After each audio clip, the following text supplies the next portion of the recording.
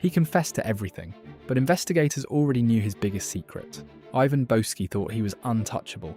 He paid bankers and lawyers for inside information, made $200 million trading on secrets no one else had. For years it worked perfectly. He even gave speeches about business ethics while running the biggest insider trading scheme on Wall Street. But there was one detail he never considered. The government was already listening, not to him, to everyone around him. While Boesky focused on buying information, investigators were recording the people selling it to him. Every phone call, every meeting, every payment. He thought he was the mastermind controlling everything, but he was actually just the final piece of evidence they needed. When they finally approached him, they didn't ask questions. They played back his own conversations.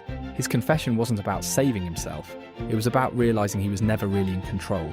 The perfect insider trading empire, destroyed because he never knew he was the one being watched.